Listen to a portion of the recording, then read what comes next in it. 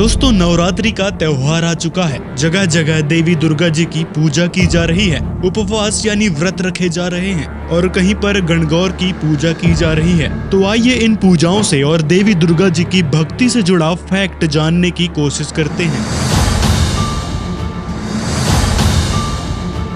अब जहां एक तरफ मां दुर्गा को प्रसन्न करने के कई तरीके अपनाए जा रहे हैं, बड़ी श्रद्धा भाव से उनकी पूजाएं की जा रही है।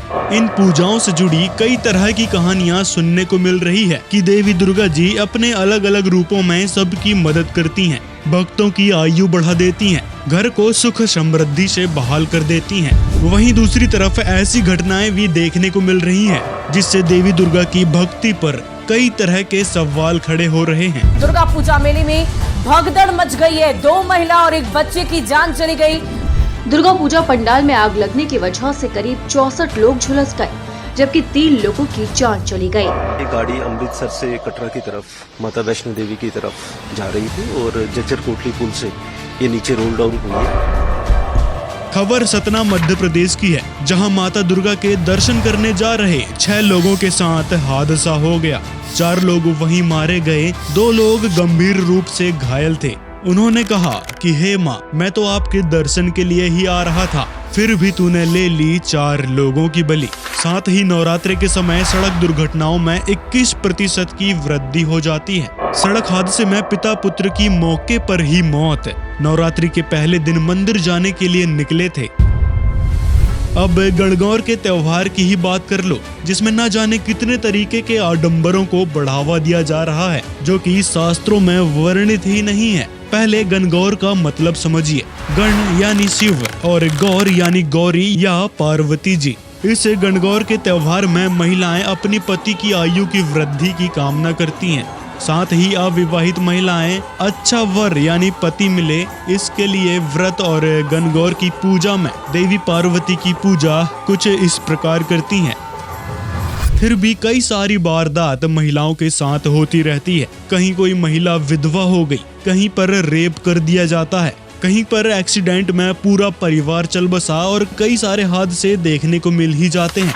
जैसे इस आर्टिकल में बताया गया है कि नवरात्रियों में महिलाओं पर हुए अत्याचारों की कई घटनाएं दर्ज होती रहती हैं। कहीं बच्चियों की मौत होती है, कहीं एसिड अटैक की वारदात सामने आती है।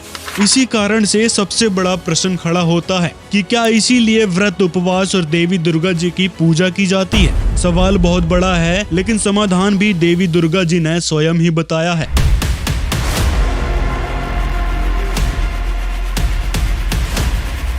देवी दुर्गा जी की जो भक्ति साधना और उपवास हम कर रहे हैं, उससे कोई लाभ नहीं होगा, क्योंकि ये सब एक दूसरे से सुनी सुनाई या देखा देखी साधना है। जैसे हमारे पूर्वज कर रहे थे, उसी को बढ़ा चढ़ा कर देखा देखी हम भी करने लग रहे हैं। लेकिन फर्क इतना है कि इसमें हमने कई सारे आडंबर जोड़ दिए, जिसके कारण माता दुर्गा या अन्य देवी देवताओं से लाभ लेने की जगह हानि का ही सामना कर रहे हैं।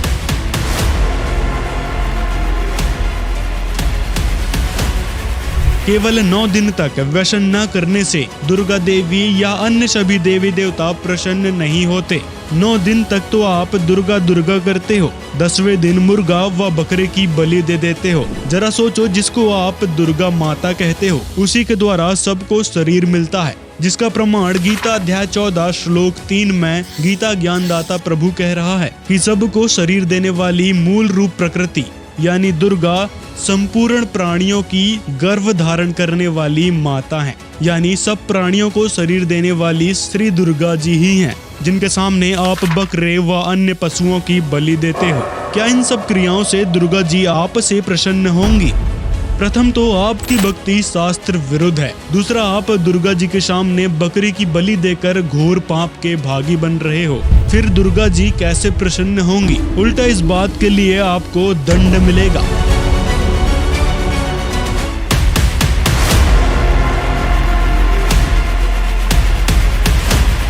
दोस्तों, देवी दुर्गा जी की भक्ति यदि हमने करनी है और उनसे लाभ लेना है, तो हमने सबसे पहले दुर्गा जी के ग्रंथ से शुरू करना होगा। जी हाँ, श्रीमद् देवी भागवत महापुराण, जिसमें दुर्गा जी ने अपना सच्चा मंत्र बताया है। जो केवल तत्वदर्शी संत ही बता सकते हैं, जिससे दुर्गा जी व अन्य सभी देवी देवता हमें लाभ और सुख शांति देने के लिए मजबूर हो जाते हैं, क्योंकि तत्वदर्शी संतों के द्वारा बताए गए मंत्रों में विशेष शक्ति होती है और उस तत्वदर्शी संत के विषय में पवित्र गीता जी में भी प्रमाण है। पवित्र श्रीमद् भागवत गीता अध्याय 4 के श्लोक 34 में कहा गया है कि उस ज्ञान को तू तत्वदर्शी ज्ञानियों के पास जाकर समझ, उनको भलीभांति दंडवत प्रणाम करने से, उनकी सेवा करने से और कपट छोड़कर सरलता पूर्वक प्रसन्न करने से वे परम तत्व को भलीभांति जानने वाले ज्ञानी महात्मा तुझे उस तत्व ज्ञान का उपदेश करेंगे। आपको बता दें कि इस पूरे विश्व में केवल संत रामपाल जी महाराज ही तत्वदर्शी संत हैं, जो श्री दुर्गा जी के और देवी देवताओं के यथार्थ मंत्र भक्त समाज को दे रहे हैं, जिससे सभी को लाभ भी मिल रहे हैं, भयंकर से भयंकर बीमारी तक दूर हो रही हैं। दुर्गा जी के निमित्त अखंड जोत जलाकर भक्त 9 दिन के लिए व्रत का संकल्प लेते हैं, जबकि श्रीमद् भागवत गीता में इस तरह की पूजा यानी शास्त्र विरुद्ध भक्ति करने के लिए मना किया गया है। माँ दुर्गा की वास्तविक साधना करने के लिए उनके विशिष्ट मंत्रों का जाप करना होता है, जो तत्वदर्शी संत ही बताते हैं। साधक विभिन्न मंत्रों का जाप करके उनकी पूजा करते हैं, जो कहीं भी वेद, गीता, पुराण जैसे किसी भी हिंदू धार्मिक ग्रंथों में प्रमाणित ही नहीं है। दुर्गा चालीसा या दुर्गा सप्तष्ठी का पाठ करने से देवी दुर्गा कृपा नहीं करती हैं। यह पूजा करने का मनमाना आचरण है, जो व्यर्थ भी है।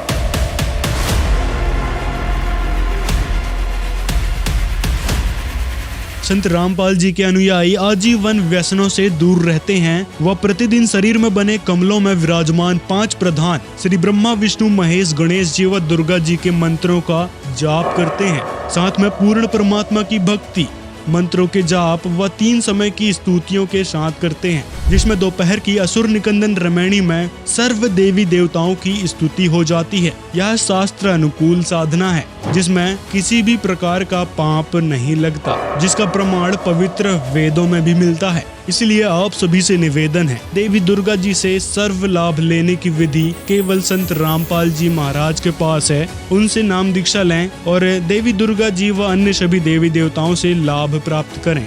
दोस्तों, अगर वीडियो पसंद आया हो तो लाइक जरूर करें और ज्यादा से ज्यादा लोगों तक शेयर करें, ताकि देवी दुर्गा जी से सर्व भक्त समाज लाभ ले सके और शास्त्र अनुकूल भक्ति कर पूर्ण मोक्ष को प्राप्त कर सके। दोस्तों, आप अपनी राय कमेंट में जरूर बताएं कि आपको देवी दुर्गा जी से जुड़ा ये फैक्ट कैसा लगा। ऐसे ही और वीडियो देखने के लिए हमारे चैनल फैक्ट बाय AS दास को सब्सक्राइब कर लें, ताकि ऐसी ही अनमोल इन्फॉर्मेशन हम आप तक पहुंचाते रहें।